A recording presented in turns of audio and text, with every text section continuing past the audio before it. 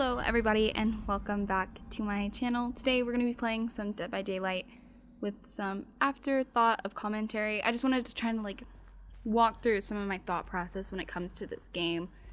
And actually right now I was looking for the drop down into the bathroom in this map, but I think I got my map confused a little bit, so that's why I never dropped down onto the second floor. This map I actually I have a love-hate relationship with it. It has a lot of nooks and crannies for survivors to hide in, but it is also a very good map for killers to play in. It's one of the stronger maps for them. And so it can either go really well or really poorly. So right now I've seen that the survivor has gone down. I'm just trying to keep it cool, try and hide, and keep away from the killer, which I don't know at this point if we found out it's a Wraith or not, but we're about to. There he is. He went invisible. And so right now I'm just trying to see where he goes, see that he's walking away, because sometimes with the Wraith, they're a little tricky in a sense of that they'll stick around for a bit in order to really successfully get the kill, but the ace went and saved whoever was on the hook.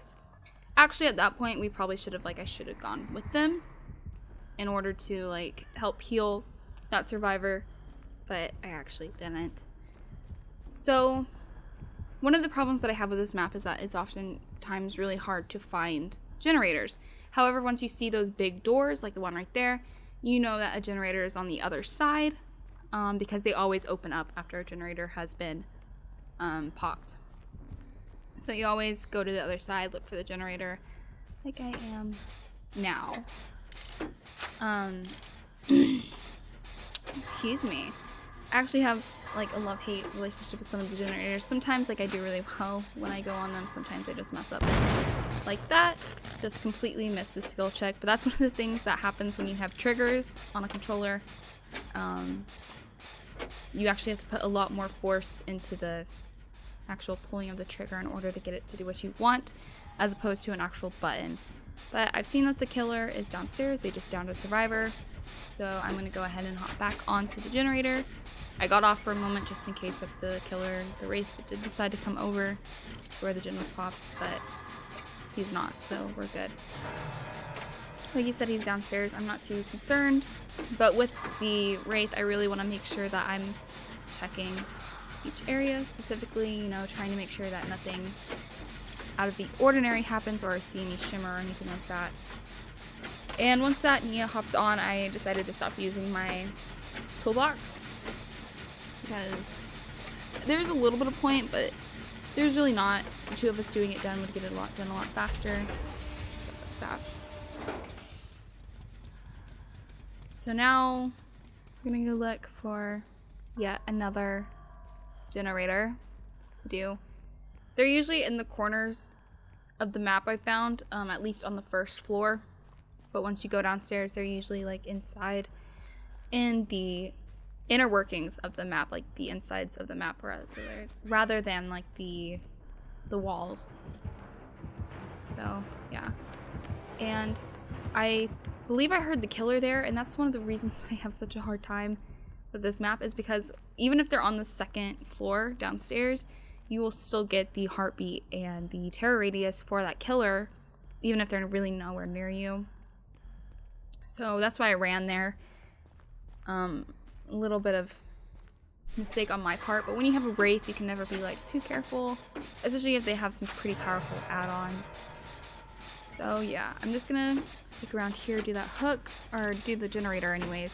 The survivor in the hook hasn't been hooked before, so there's still quite a bit of time as long as they don't, try and attempt to escape. We still have a bit of time to go and save them before they go into struggle.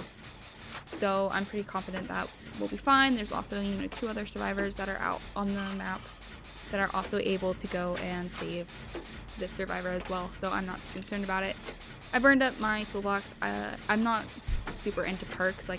Or not perks, but items. I don't care too much for them.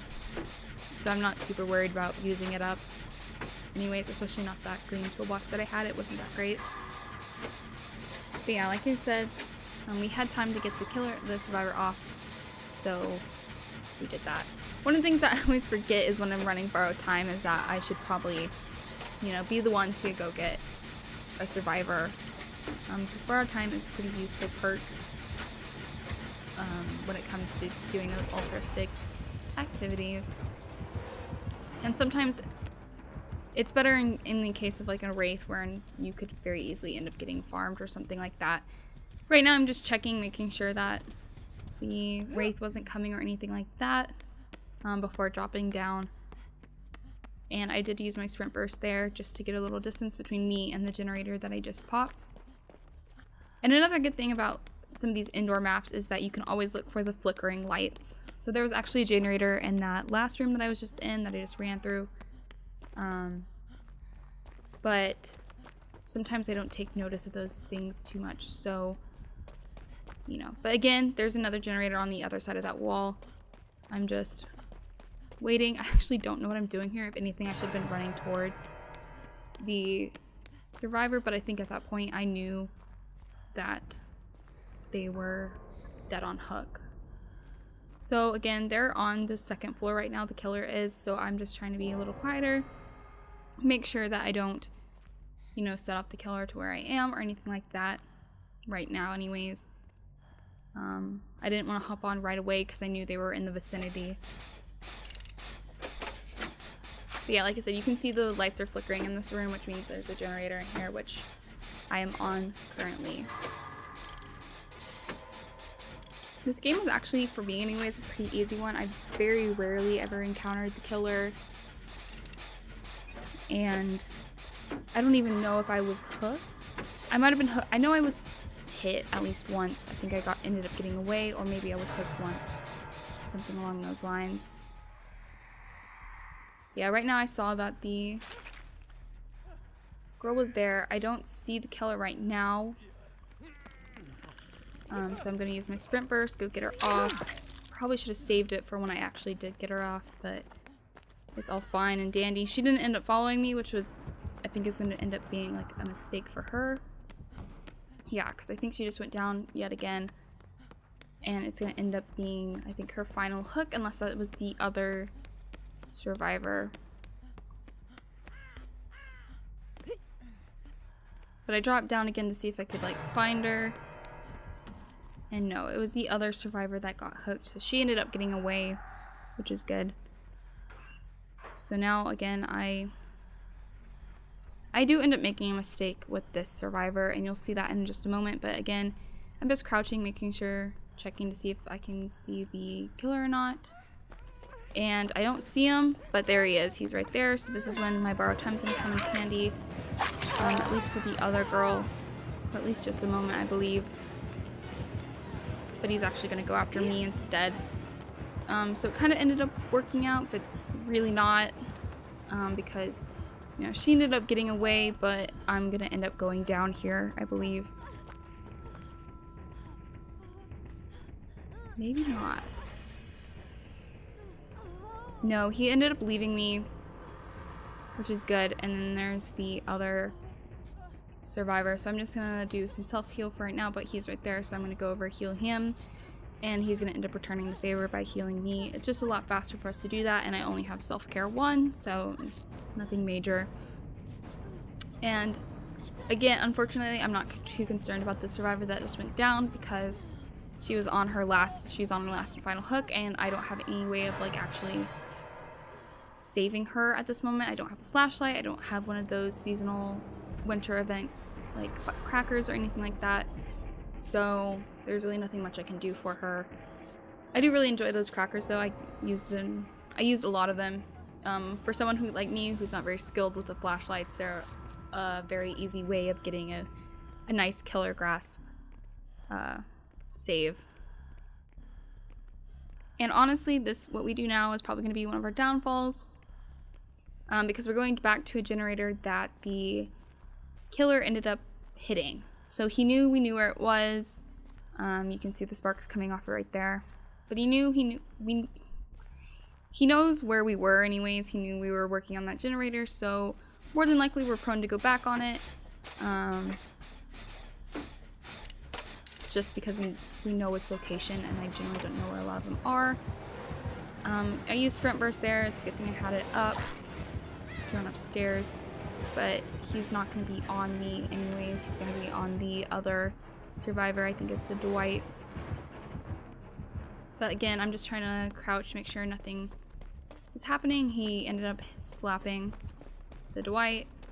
I'm going back to the generator we're on to see if I can try and like get it done before this Dwight ends up going down, but we're not going to be able to. And here I am. I don't think he's been hooked before, or at least he's not on his final hook. So I'm just waiting to see where he goes. He's going to put him on a hook right in that corner, so I'm going to hop into this locker. But yeah, he ends up being on his last hook and ends up dying automatically. And this kind of puts me in a bad position because I don't really know where the killer is. I don't have a lot of sight lines when it comes to this map, at least in the area I am. Well, you'll actually know that like he was in there hitting that generator that I was just working on, which is why I'm taking a full-on sprint in the other direction, hoping to put a bit of distance between me and him before he ends up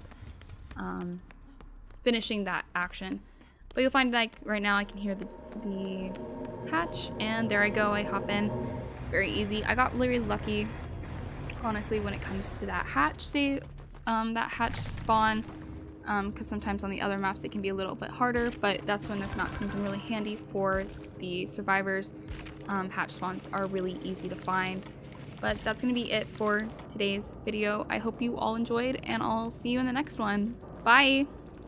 Baby, take my hand and I'll show you the way. Bring it a little closer, tell you it's okay. I don't wanna be something